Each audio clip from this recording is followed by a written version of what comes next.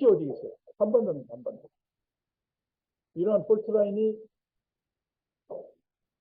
속해 있는 한반도가 지금 다시 민족 공조를 이루지 않으면 어쩌면 우리는 싸움 따지거나 사냥꾼이 돼서 우리 민족끼리 서로 치고받는 엄청난 역사의 과오를 범하게 될지도 모른다. 이런 생각을 하고 있습니다.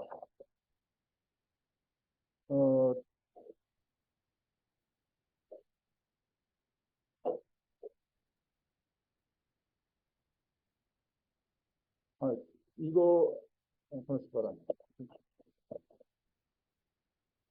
이걸 한번 봅시다. 소리가 소리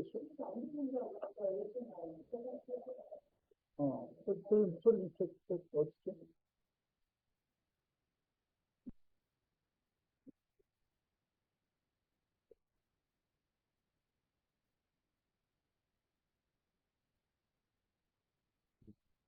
있죠.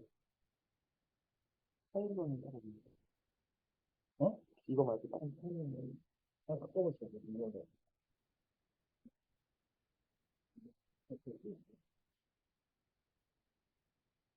잠깐만요. 잠깐 소리가 안 나와서.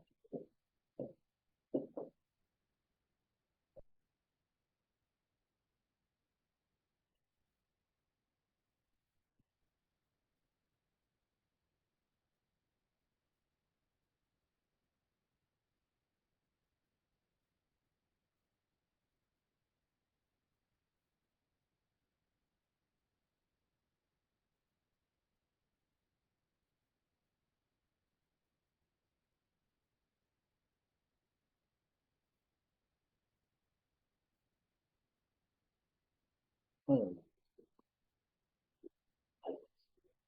줘요?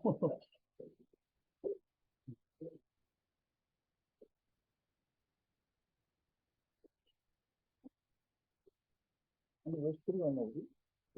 강마시고 세 번째 시간 시작 전에 시작할 때 끊는 그래, 그럴까? 네. 그래, 그럼. 자, 이게 소리가 안 나와서요.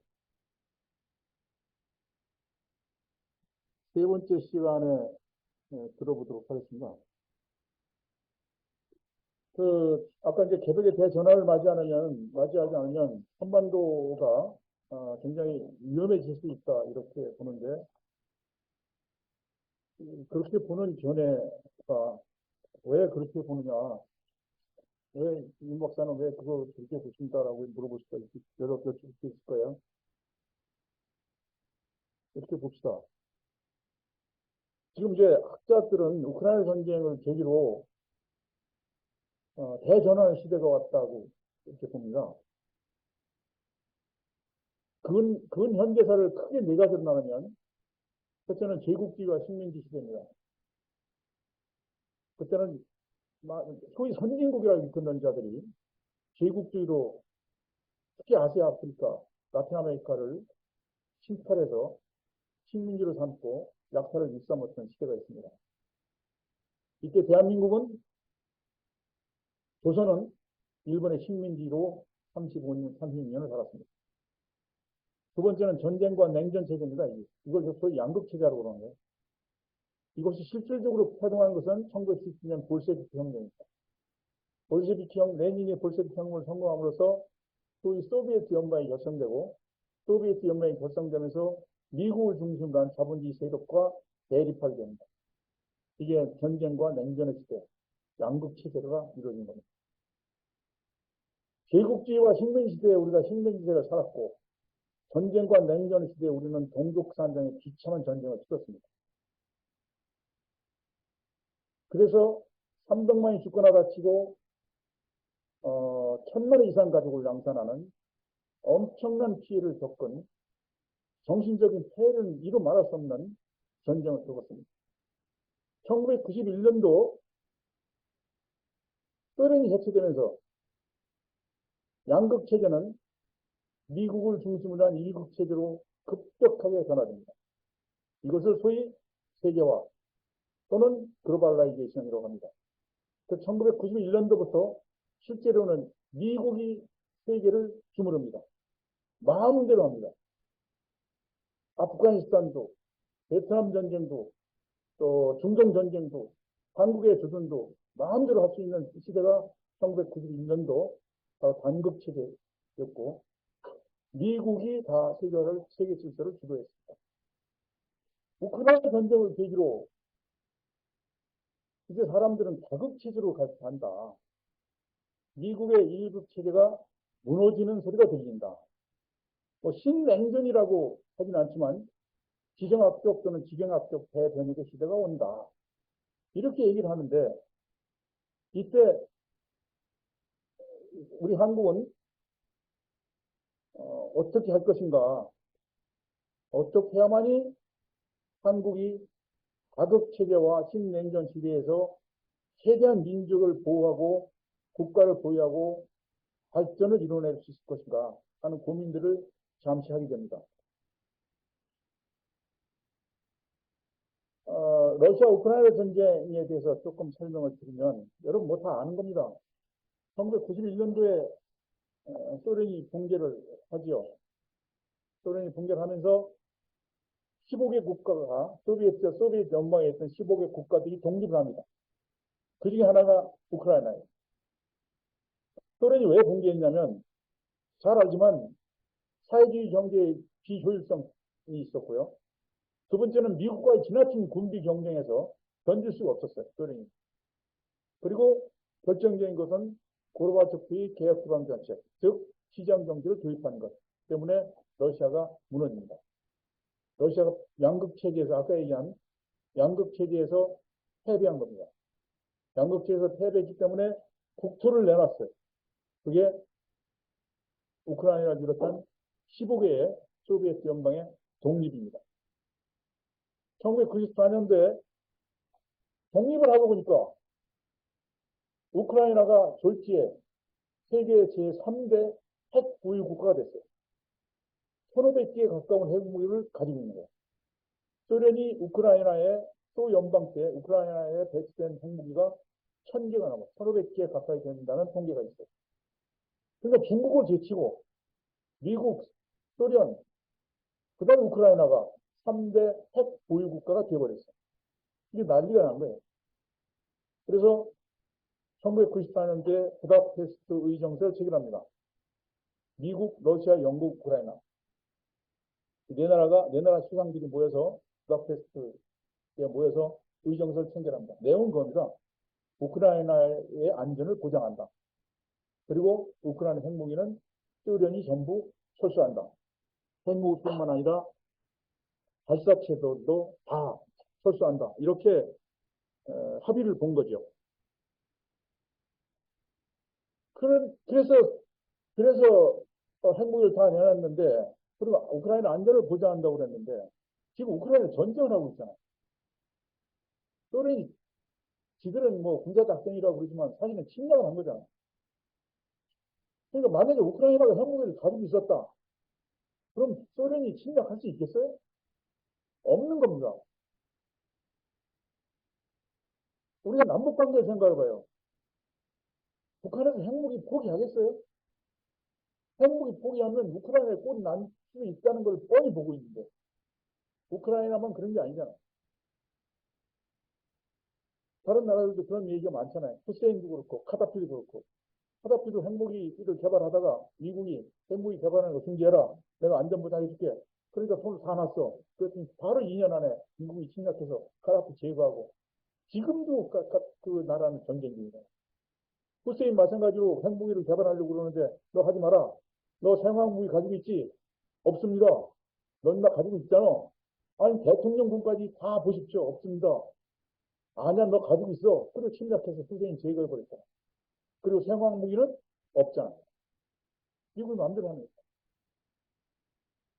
이런 걸 손을 쏙 두고 보고 있는 김정은이가 핵을 포기하겠습니까? 나는 핵 포기가 굉장히 어렵다라고 보는 거예요. 왜 이 우크라이나 전쟁에 관해서 이렇게 얘기하냐면, 다른 거는 뭐 자세히 얘기할 건 없는데, 왜 이렇게, 더 얘기를 하냐면, 우크라이나 사태에 대해서는 조금 우리가 오해하는 부분들이 있어서 이걸 좀 잠깐 좀 볼 필요가 있어요.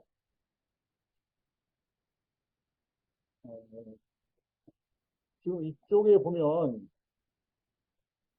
실제로 여기 보시면 1654년도 우크라이나는 요 사이즈인데 요 사이즈. 요 사이즈. 그리고 1654년, 1917년까지 우크라이나는 요 사이즈예요, 요 사이즈. 여기에 잘 보세요.